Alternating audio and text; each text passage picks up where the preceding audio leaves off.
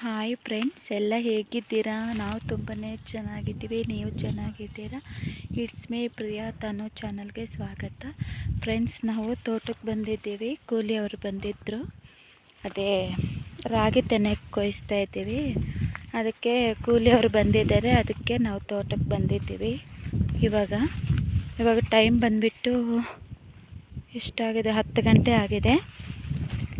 ಇವಾಗ ಅವ್ರಿಗೆ ಟಿಫನ್ ಎಲ್ಲ ತಂದು ಕೊಟ್ವೆ. ನೋಡಿ ಫ್ರೆಂಡ್ಸ್, ನಮ್ಮ ತೋಟದಲ್ಲಿ ಅವರೆಕಾಯಿ ಗಿಡ ಚೆನ್ನಾಗಾಗಿದೆ ಫ್ರೆಂಡ್ಸ್. ನೋಡ್ರಿ, ಕಾಯಿಗಳೆಲ್ಲ ಚೆನ್ನಾಗಿ ಬಿಟ್ಟಿದ್ದಾವೆ. ಬಟ್ ನಮ್ಮವ್ರಿಗೂ ಏನೋ ಸಿಕ್ಕಕ್ಕೆ ಬಿಡಲ್ಲ ಫ್ರೆಂಡ್ಸ್ ಇವರು. ನೋಡ್ರಿ, ತೋರಿಸ್ತೀನಿ ಬನ್ನಿ. ನಿಮ್ಗೆ ಇನ್ನೂ ಚೆನ್ನಾಗಾಗಿದ್ದಾವೆ. ಎಲ್ಲ ಕಿತ್ಕೊಂಡು ಹೊರಟೋಗ್ಬಿಟ್ಟಿದ್ದಾರೆ ಫ್ರೆಂಡ್ಸ್. ಕಾಯಿ ಎಲ್ಲ ಬಲ್ತತ್ತಲ್ಲ, ಬಲ್ತ ಮೇಲೆ ಎಲ್ಲ ಕಿತ್ಕೊಂಡು ಹೊರಟೋಗ್ಬಿಟ್ಟಿದ್ದಾರೆ. ಇದಿನ್ನೂ ತಟ್ಟೆ ಇದೆ. ಇದಿನ್ನೂ ಬಲ್ತಿಲ್ಲ. ಇದು ತಟ್ಟೆ ಇದೆಲ್ಲ. ನೋಡ್ರಿ, ಒಂದೊಂದು ಹತ್ರ ಎಷ್ಟೆಷ್ಟಿದೆ ನೋಡಿ ಫ್ರೆಂಡ್ಸ್. ನೋಡ್ರಿ, ನೋಡಿದ್ರಾ? ಇದೆಲ್ಲ ಬಲ್ತ್ಬಿಟ್ರೆ ಎಷ್ಟು ಕಾಯಿ ಸಿಗ್ಬೋದಲ್ವಾ ಫ್ರೆಂಡ್ಸ್. ಬಟ್ ನಮಗೆ ಅದೃಷ್ಟ ಇಲ್ಲ. ನಮ್ಮ ತೋಟದಲ್ಲಿ ತಿನ್ನೋಕ್ಕೆ ನಮ್ಗೆ ಅದೃಷ್ಟ ಇಲ್ಲ ಅಷ್ಟೇ ಫ್ರೆಂಡ್ಸ್. ನಾವು ಬೆಳೆದಿದ್ದೇವೆ, ಬಟ್ ತಿನ್ನೋಕ್ಕೆ ಅದೃಷ್ಟ ಇಲ್ಲ. ಯಾಕಂದರೆ ನಮ್ಮೂರು ಎಲ್ಲೋ ಇದೆ, ತೋಟ ಎಲ್ಲೋ ಇದೆ. ಹಾಗಾಗಿ ನಮ್ಗೆ ಅದೃಷ್ಟ ಇಲ್ಲ ಅಷ್ಟೇ. ನೋಡ್ರಿ, ಒಂದು ಗಿಡದಲ್ಲಿ ಎಷ್ಟು ಕಾಯಿ ಬಿಟ್ಟಿದೆ ನೋಡಿ ಫ್ರೆಂಡ್ಸ್. ಚೆನ್ನಾಗಾಗಿದೆ. ಎಷ್ಟು ಬಾಧೆ ಬಿದ್ದು ಬೀಜ ಉಣಿತೆ ಗೊತ್ತಾ? ನಾನು ನಮ್ಮ ಹಸ್ಬೆಂಡ್ ಇಬ್ಬರೂ. ಅದು ಮಳೆ ಇರಲಿಲ್ಲ, ನಿಂತೋಗಿತ್ತು. ಮಳೆ ಬಂದು ನಾವು ಬಂದುಬಿಟ್ಟು ಅದು ಗಟ್ಟಿ ಇತ್ತು. ಕೋಲ್ ತಗೊಂಡು ಗುಣಿಗಳು ಮಾಡ್ಕೊಂಡು ಉಣ್ಬಿಟ್ಟು ಹೋಗಿದ್ದಿದ್ದು ನಾವು. ಬಟ್ ಏನು ಮಾಡೋದು, ನಾವೇ ತಿನ್ನೋಕ್ಕಾಗ್ತಾಯಿಲ್ಲ ಅಷ್ಟೇ. ಎಲ್ಲ ಕಿತ್ಕೊಂಡು ಹೊರಟೋಗ್ಬಿಟ್ಟಿದ್ದಾರೆ. ಇನ್ನು ಇವೆಲ್ಲ ಬಲ್ತಿಲ್ಲ ಅಷ್ಟೇ. ಇನ್ನು ತಟ್ಟೆ ಮಾತ್ರ ಚೆನ್ನಾಗಿ ಬಂದಿದೆ. ಕಾಯಿಗಳು ಮಾತ್ರ ಯಾರು ತಿಂತಾರೋ ಯಾರಿಲ್ಲ, ಅವ್ರು ಅರ್ಥ ಮಾಡ್ಕೋಬೇಕಷ್ಟೆ. ನೋಡ್ರಿ, ಇಷ್ಟು ಅರ್ಧ ಕುಯ್ದುಬಿಟ್ಟಿದ್ದಾರೆ. ಇನ್ನು ಆ ಕಡೆ ಸ್ವಲ್ಪನೇ ಇರೋದು. ಮತ್ತು ಇದನ್ನು ಕುಯ್ಸ್ಬಿಡ್ತೀರ ಹಾಗೇ.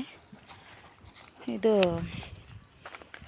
ರಾಗಿದು ಇದು ಮಾತ್ರ ಕುಯ್ಸಿದ್ದೀವಿ ಈ ಥರ. ಆಮೇಲೆ ಇದು ಎಲ್ಲ ನಾರ್ಮಲ್ದಿತ್ತು, ಹುಲ್ಲು ಥರ. ಇದು ಹಂಗೆ ಕುಯ್ಸ್ಬಿಟ್ಟು ಬೇರೆಯವ್ರಿಗೆ ಕೊಟ್ಬಿಡ್ತೀವಿ.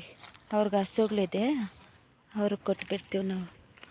6 ಜನ ಬಂದವ್ರೆ ನೋಡ್ರಿ. ನಮ್ಮ ಟ್ರ್ಯಾಕ್ಟ್ರಲ್ಲಿ ಬಂದಿದ್ದೀವಿ ನಾವು. ಟ್ರ್ಯಾಕ್ಟ್ರಲ್ಲಿ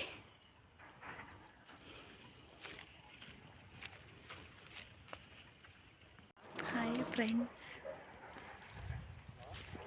ನೋಡ್ರಿ ನಮ್ಮ ತೋಟ ಹೀಗಿದೆ.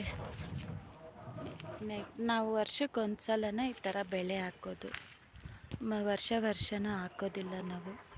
ವರ್ಷಕ್ಕೊಂದು ಸಲ ಈ ಥರ ರಾಗಿ ಬೆಳೆ ಹಾಕ್ಕೊಂಬಿಡ್ತೀವಿ ನಾವು.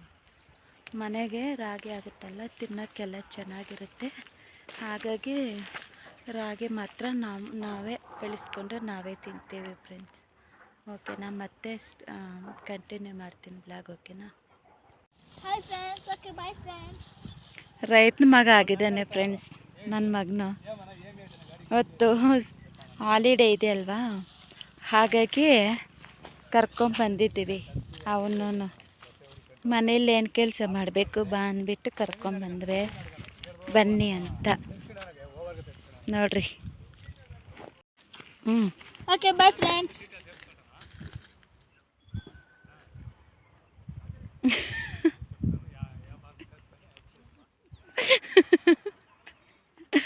అబ్బో మొఖం ఎట్లుంది చూడరా స్వామి. మాట్లాడు. ఏమన్నా? ನಮ್ಮ ತೋಟಕ್ಕೆ ಬಂದಿದ್ದೀವಿ ಫ್ರೆಂಡ್ಸ್. ನೋಡಿ ಫ್ರೆಂಡ್ಸ್. Okay, bye friends.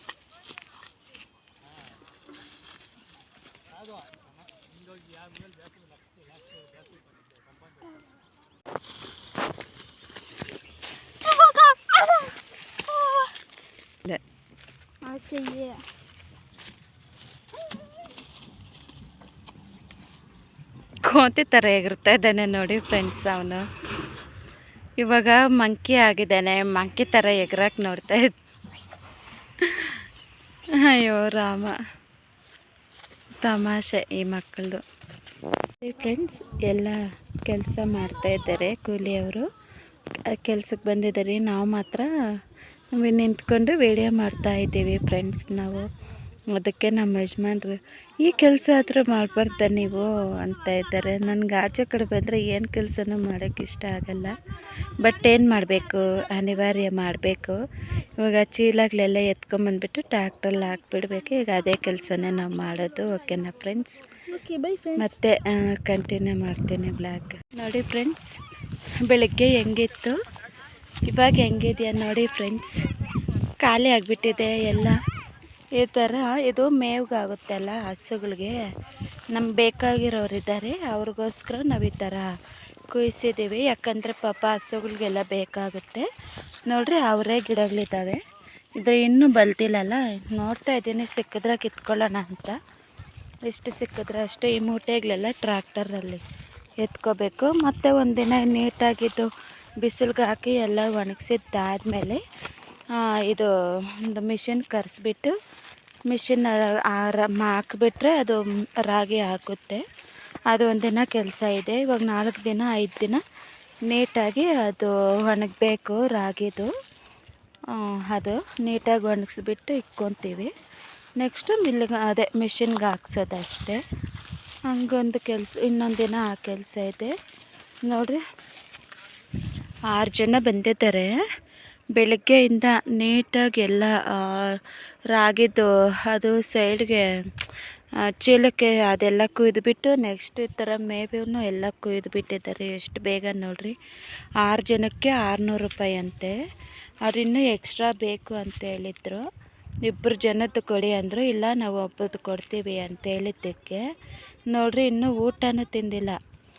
ಆಗಲೇ ಇನ್ನೊಂದು ಅಷ್ಟೇ ಇದೆ. ಅಷ್ಟು ಮಾಡಿಬಿಟ್ರೆ ಆಗುತ್ತೆ. ಅದೇ ಕೂಲಿಗೆ ಆಗಿದ್ದಿದ್ರೆ ಇನ್ನು ಸಾಯಂಕಾಲದವರೆಗೂ ಕುಯ್ತಾನೆ ಇರೋರು, ಎಷ್ಟಾದರೆ ಅಷ್ಟು. ಯಾಕಂದರೆ ಕೈಗಳು ಬೇಗ ಬೇಗ ಆಡೋದಿಲ್ಲ.